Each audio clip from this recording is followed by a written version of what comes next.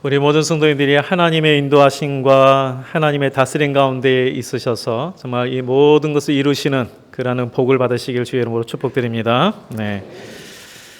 이 복받은 자의, 복 있는 자의 특징을 보면 시편에 있는 말씀 그대로입니다. 시편 1편 말씀을 보면 여호와의 율법을 즐거워하여 그 율법을 주야로 묵상하는 자로다 했습니다. 하나님의 말씀을 즐거워하고 가까이 하는 자, 하나님의 말씀을 듣는 귀가 열린 자가 복 있는 자다라고 말씀하고 있습니다. 하나님의 말씀은 비밀리 선포된 것이 아닙니다. 은밀한 곳에서 선포된 것도 아닙니다. 공개적으로 선포됩니다. 뿐만 아니라 지금은 각 나라의 언어로 하나님의 말씀이 기록되어 있습니다. 그럼에도 불구하고 하나님의 말씀을 가까이 하는 사람은 소수입니다. 또한 듣는다고 해서 그 말씀대로 따라가는 사람도 많지 않습니다. 아브라함이 복의 근원이 되었던 것은 그가 하나님의 말씀을 듣는 귀를 가졌고 말씀에 순종했기 때문에 그렇습니다. 우리 성도님들, 우리 자신을 같이 한번 생각해 보겠습니다. 내가 하나님의 말씀을 따라 살아가고 있는가? 아니면 사람의 말에 따라 살아가고 있는가? 그래서 처음에 말씀했던 겁니다. 하나님의 말씀을 듣고 순종하는 복. 바로 이것이 먼저 우리에게 주어져야 돼요. 오늘 본문의 말씀은 우리가 너무나 잘 알고 우리 암송도 하고 몇 번씩 설교를 했던 말씀이지만 그러나 이 말씀이 계속해서 우리에게 필요한 부분들을 말씀하고 있어요. 이 본문에 예수님께서 하나님의 자녀가 어떤 삶을 살아야 하는지에 대해서 계속해서 말씀하는 이 산상순중에 주어진 말씀인데요. 이 말씀을 듣는 대상이 누구인가? 우리가 한번 생각해 봐야 돼요. 이 말씀을 듣는 대상은 많은 교육을 받은 사람이 아닙니다. 사회의 어떤 식자층이나 어떤 정도의 직분들이 높은 그런 사람들이 아니에요. 하나님의 말씀을 들으렀던 이들의 모습을 대부분을 보면 병든 자들의 대부분이었고 여러 가지 도움이 필요한 사람들, 그 당시 빈곤층들이었습니다. 다른 사람의 도움이 없으면 살기 어려운 그런 사람들이에요. 그런데 오늘 주님께서 말씀하신 거 보면 굉장히 철학적인 말씀인 것 같아요. 지금 삶이 염려하고 금심할 수밖에 없는 그런 어려운 사람들에게 염려하지 마라. 그러면서 하는 말씀이 먼저 그 나라와 의를 구하라. 이렇게 말씀하는 거예요. 요즘 무슨 휴대폰 선전에 나오면 보면 이상한 말씀하시네요. 이것처럼 그런 부분이에요. 자, 이런 말씀을 할 때에 어떻게 받아들일까요? 그곳에 있는 사람들이 지금 하루하루 살아가는 그런 사람들이 염려하지 말고 먼저 하나님 나라 구하고 하나님 뜻 구하라는 이 말씀에 어떻게 반응할까요? 지금 우리 가정이, 내 삶이 직장이 지금 현재 구해지지 않았고 또 지금 현재 사업이 잘 안 되고 물질적인 어려운 가운데 있고 질병 가운데 있는 그런데 하나님께서 염려하지 말고 먼저 하나님 나라 구하라고 하는 그 말씀을 주셨을 때 이 말씀 읽을 때 어떻게 받아들이시냐고요. 여기서요. 하나님의 말씀을 어떻게 받아들이냐에 따라 인생이 바뀝니다. 예수님은 우리가 염려하면서 살아가는 삶이 되기를 결코 원치 않으십니다. 비록 지금은 여러 가지 상황이 어렵고 힘든 가운데 있지만 그래도 내가 있는 곳에서 다른 사람에게 좋은 영향을 끼치고 내 삶 가운데 하나님 나라를 경험하며 살아가는 삶이 되기를 원하시는 거죠. 네. 그래서 생각이 참 중요합니다. 우리가 무엇을 위해서 사는가, 무엇을 추구하는가, 이것이 바로 우리의 삶을 바꿉니다. 우리 기업을 운영하신 분, 사업을 하신 분들도 그렇잖아요. 이윤을 위해서 사업을 합니다. 바로 이 목적이 이윤을 극대화하기 위해서 사업을 하는데 사회적 기업은 이윤을 위해서 사업을 하는 게 아니에요. 물론 이익도 있어야겠지만 그것보다는 어려운 사람들에게 직장을 주기 위해서 사업을 하는 거예요. 사회적 기업은 그렇습니다. 그러니까 똑같은 사업을 해도 무엇을 목적으로 하냐에 따라서 그 사업의 방향이 완전히 달라집니다. 우리 인생도 마찬가지입니다. 똑같은 주어진 삶이지만 내가 무엇을 위해서 사느냐에 따라 삶의 질이 완전히 달라집니다. 인문학에 대해서 참 필요성에 대해서 많이 강조를 하지만 근데 피부적으로 안 와닿잖아요. 근데 이 인문학자 얼 쇼리스라는 분이 한번 이 부분에 대해서 언급한 글이 있어서 말씀을 한번 드리고자 합니다. 이 인문학의 필요성 하면서 기적을 만든다 이런 글이었어요. 이 가난한 사람들을 계속해서 가난하게 만드는 사회적인 구조가 있습니다. 단순 노동, 그리고 비정규직, 낮은 급여, 똑같은 방식의 직업훈련, 무기력, 바로 이런 것들이 있는데 정말 이걸 바꿀 수 있을까? 바꿀 수 있을까? 이런 물음을 계속하다가 이 인문학자 얼 쇼리스라는 분이 계속해서 이 물음을 물으면서 어떤 계기가 됐던 여죄수와의 만남이 있었습니다. 근데 이런 어떤 의문에 대해서 이야기를 했더니 여죄수가 방법은 간단합니다. 우리 아이들에게 정신적인 삶을 가르쳐야 합니다. 근데 그 말이 굉장히 그분에게는 굉장히 마음에 와닿나 봐요. 그래서 이 대답에 동감한 얼 쇼리스라는 분이 가난한 사람들에게 정신적인 삶, 인문학을 가르치는 클레멘트 코스를 시작을 했습니다. 이 코스 안에는 뭐가 있냐면 대상이 알코올 중독자, 노숙자, 실업자, 출소자 이런 사람들을 대상으로 했어요. 가난한 사람들. 그래서 이들에게 클레멘트 코스를 통해서 한 편의 시를 그들에게 읽어주고 우리가 잘 아는 철학에 대해서 배우게 하고 또 미술에 대해서 배우게 하고 역사에 대해서 배우게 했어요. 물론 어려움이 있어서 중도 포기자가 45%, 그리고 빈민들에게 그리고 사회 부적응자들에게 인문학 교육을 한다고 참 비웃는 사람도 많았습니다. 비현실적이라는 비판도 있었습니다. 기금을 모으는 일은 실패했습니다. 그래서 수료증 외에는 아무것도 줄 수 없는 코스였지만 사람들은 점점점 그 코스에 왔습니다. 한 번은 질문을 했어요. 당신은 이 수업을 통해서 도대체 무엇을 얻으려고 합니까? 이전과 다른 삶을 살고 있는 한 학생이 대답을 했습니다. 내가 인문학을 배우기 전에는 욕이나 주먹이 먼저 나갔는데 인문학을 배우고 나서는 어떻게 하냐면 나를 설명할 수 있게 되었습니다. 이전에는 나를 설명할 수 없어가지고 주먹과 욕이 먼저 나왔다는 거예요. 근데 이제는 나를 설명할 수 있는 힘이 생겼다는 거예요. 빈곤의 대물림에서 벗어날 수 있는 희망이 생겼다는 거예요. 그리고 주어진 이 환경들에 대해서 과거와 다르게 대응할 수 있는 힘이 생겼다는 겁니다. 바로 그것이 그들의 인생을 바꾸는 기적이었던 거예요. 생각을 바꾸니까 삶이 바뀌었어요. 상황은 변하지 않았는데 삶의 의미가 달라졌습니다. 목적이 달라지니까 의욕과 새 힘이 주어졌어요. 이처럼 무엇을 추구하는가, 무엇을 위해서 사는가, 이것을 바로 깨닫는 것이 참으로 중요합니다. 그래서 예수님께서 아까 인문학을 그 출소자, 또 노숙자, 그리고 여러 가지 알코올 중독자 이들에게 해서 이들의 삶을 바꿨던 것처럼 예수님께서 지금 현재 예수님 앞에 온 사람들이 다 가난한 사람들이에요. 질병 가운데 있는 사람들이에요. 하루하루 먹고 살기도 어려운 그런 염려가 가득한 사람들이에요. 그런데 이들에게 뭐냐면 너희들이 그러한 삶이 아니라 목적을 가져라. 뭔가 좀 삶의 목표를 가져야 된다. 그래서 먼저 하나님의 나라, 하나님의 의를 구하라. 그렇게 되면 너희들이 염려하는 이 모든 것을 자연스럽게 받는 그런 역사가 있을 것이다. 이렇게 말씀한 거예요. 하나님의 나라와 하나님의 의를 구하는 삶. 이게 어떤 거겠습니까? 바로 나를 통해서 하나님의 선한 영향력에 끼치는 삶. 바로 이러한 삶을 살라는 것이죠. 예수님의 이 말씀에 대해서 그래서 우리가 이 마음으로 받아들일 수 있는 귀가 있어야 돼요. 나는 지금 내 삶이 너무나도 힘든데 이 말씀이 나하고 현실과 너무 동떨어지다 이렇게 생각된다면 지금 현재 하나님의 말씀을 받아들일 만한 아직 내 귀가 열리지 않은 거예요. 그래서 복 있는 사람은 하나님의 말씀을 즐거워하여 그 말씀을 취하로 묵상하는 자예요. 우리가 이 하나님의 말씀을 듣고 그래 내가 이제 좀 더 많은 것들이 있지만 먼저 하나님의 나라, 하나님의 다스림 가운데에 하나님의 뜻을 구하는 그런 삶을 살아야지.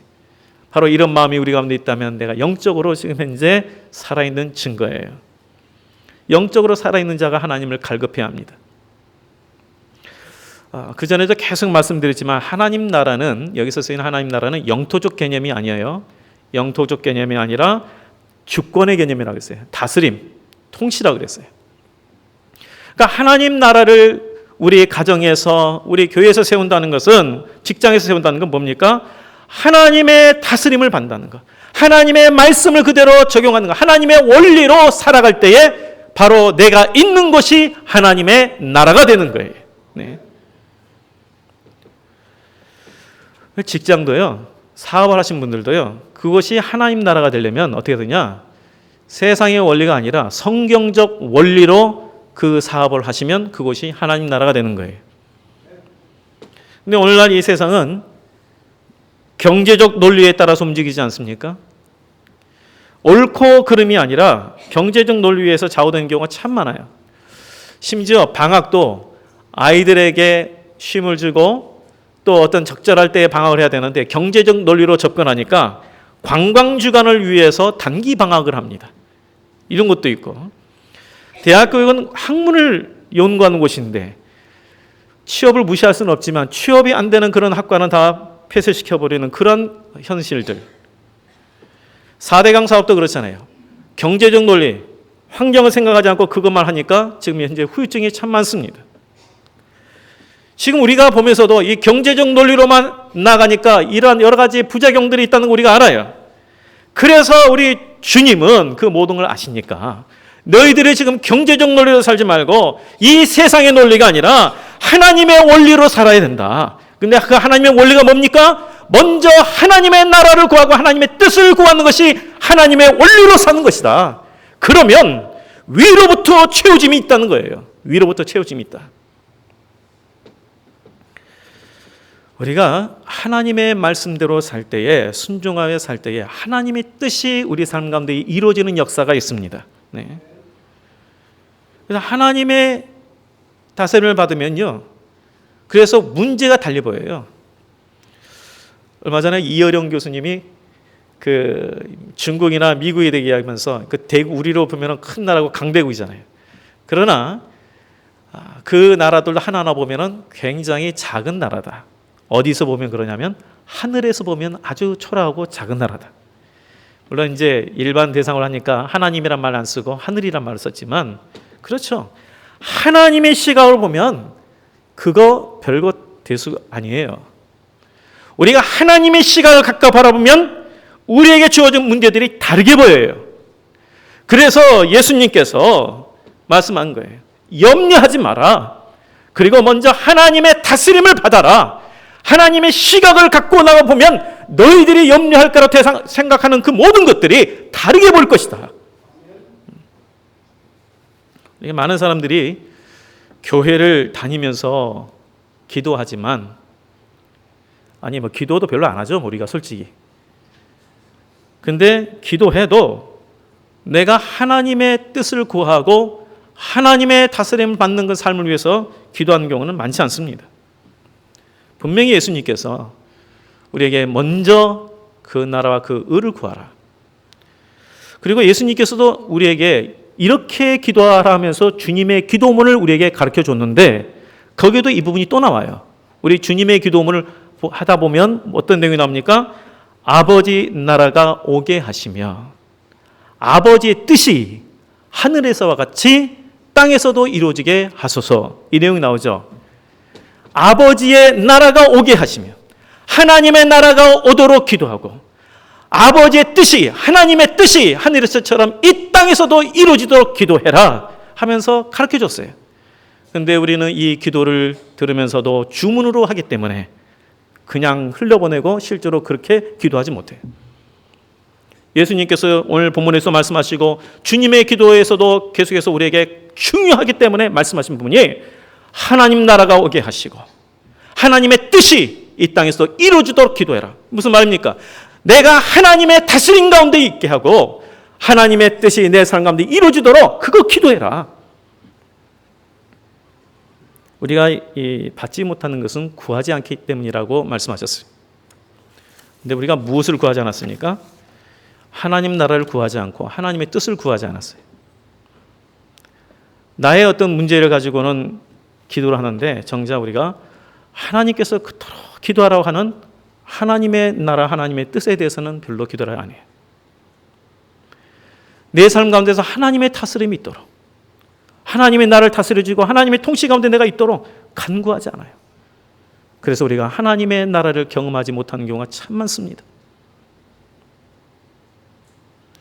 우리 성도님들, 하나님의 다스림이 내 안에 이루어지기를 간구하시길 바랍니다. 네. 이걸 우리가 한 단어로 쉽게 말해서 성령 충만이라고 그러는데, 너무나도 이 성령 충만이란 말이 이게 너무 쉽게 쓰이다 보니까 그 의미를 우리가 많이 잊어버려요. 그냥 꼭 이상하게 이 배터리 방전되면은 충전시키는 것처럼 성령 충만 이렇게 생각. 그게 아니라 어떤 거예요? 하나님의 다스림 가운데 내가 온전히 있도록 하는 거. 이게 성령 충만이에요.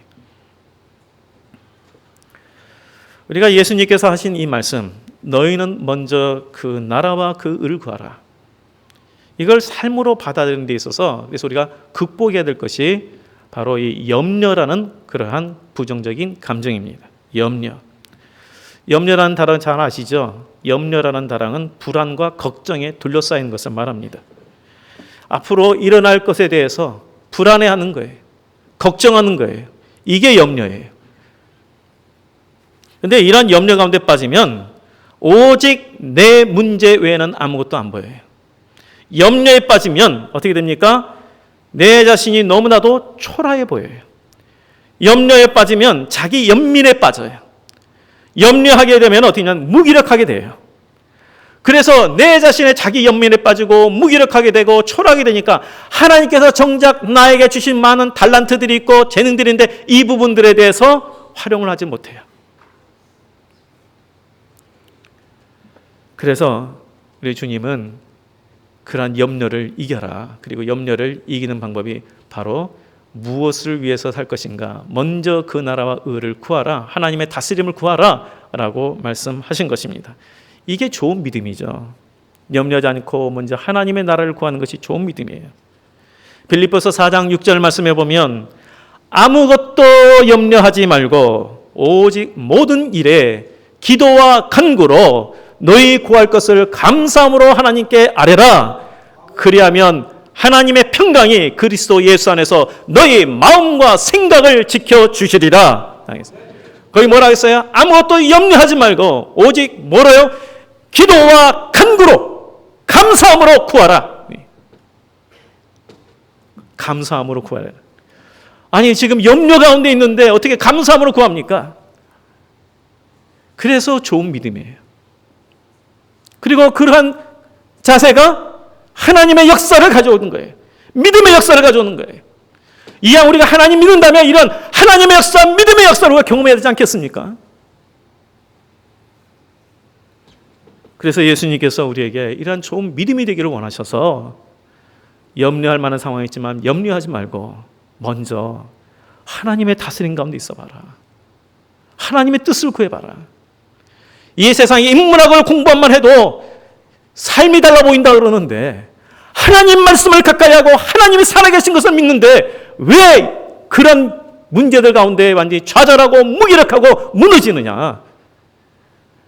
너희들이 하나님의 다스림 가운데 있으면 어떻게 된다고 했어요? 이 모든 것을 너희에게 더하시리라.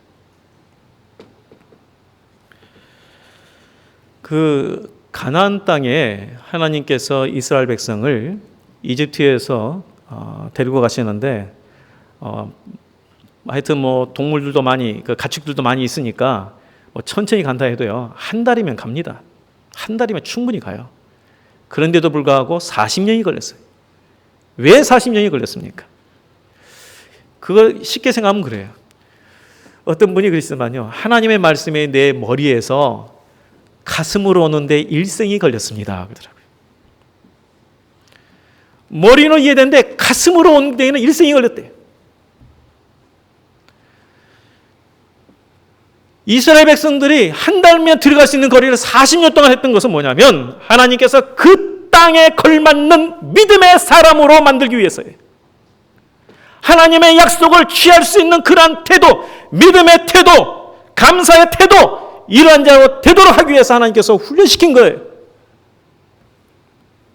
우리는 내가 변화되지 않고 항상 하나님이 나에게 무엇을 주기를 원하지만 하나님 우리에게 주실 때에 우리가 그것을 감당할 만한 자가 되기를 원하세요. 그래서 먼저 그 나라 의를 구해봐라. 그러면 이 모든 것 너에게 더하시는 역사가 있다. 우리 주님은요, 우리에게 필요한 것을 채워주시는 분이십니다. 그래서 우리가 그것을 받기에 합당한 자가 되도록 그런 그릇을 만들라고 말씀하신 거예요. 믿음과 영원한 것을 추구하는 자가 되기를 말씀하고 있는 것입니다. 우리 성도님들, 이 신실하신 하나님, 말씀한 것은 반드시 이루시는 그 하나님을 신뢰하시기 바랍니다. 지금 내가 처한 상황이 어려운 분들도 많이 있습니다. 그러나 오늘 이 말씀, 이 하신 말씀이 이루어진다는 것을 신뢰하고 무엇보다도 하나님의 다스림과 하나님의 인도하심이 내 안에 이루어지도록 간절히 구하십시오. 이번에 우리 지금 금요기도회 9월 달에 좀 하고 있어요. 그저께 금요기도회도 많이 오셔서 한 170명 정도 오셨어요. 하나님께서 이렇게 보내주신 것 같은데 계속 와서 기도하세요. 정말 하나님의 다스림이 내 가운데 있도록, 하나님의 통치하심이 내 가운데 있도록, 하나님 나라가 우리 가정 가운데, 우리 교회 가운데 있도록, 하나님 나라가 이 땅 가운데 이루어지도록 기도하셔야 됩니다.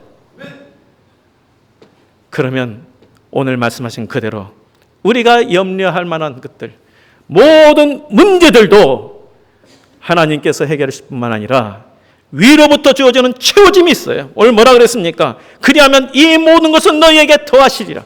그냥 그것이 어떻게 구해지는 게 아니라 하나님이 너희에게 채워주신다는 거예요. 하나님께서 채워주신다. 위로부터 채워짐이 있다는 거예요. 우리를 통한 선한 영향이 흘러가고 내가 있는 곳에 하나님 나라가 세워질 때 이것이 얼마나 우리의 신앙의 기쁨이겠습니까? 이게 신앙의 감격 아닙니까? 여기 계신 우리 모든 분들이 그래서 정말 이 믿음의 기쁨과 믿음의 이 능력, 감격을 얻으시는 그런 우리의 성도가 되시기를 주의 이름으로 축복드립니다. 기도하겠습니다. 하나님 아버지, 우리가 위로부터 채워주시는 하나님을 의지하지 못하고 나에게 주어진 삶 때문에 위축되며 또한 우리가 자기 연민에 빠지고 무기력함 가운데 빠지고 믿음으로 나가지 못했던 여러 가지 연약한 모습들이 참으로 많았습니다. 하나님 다시 한번 우리를 일깨워 주옵소서. 나와 함께 하신 하나님을 바라볼 수 있도록 우리의 영적인 눈을 열어 주시옵시고 하나님의 말씀을 가슴으로 들을 수 있도록 우리의 귀를 열어 주옵소서. 그래서 먼저 그 나라와 의를 구하라는 이 말씀 가운데 온전히 하나님의 다스림 가운데 있게 하여 주셔서 내 삶 가운데 하나님의 역사가 일어나게 하여 주옵시고 모든 산초로 높아진 문제들이 평지가 되는 역사가 있게 하여 주시옵소서. 모든 문제들을 해결되게 하여 주옵소서. 모든 부족한 것들을 위로부터 채워주는 역사가 우리의 가정 가운데 우리의 교회 가운데 있게 하여 주옵소서. 하나님 이란 믿음이 우리 모두에게 있게 하시기를 간절히 바라옵고 예수님 이름으로 기도하옵나이다. 아멘.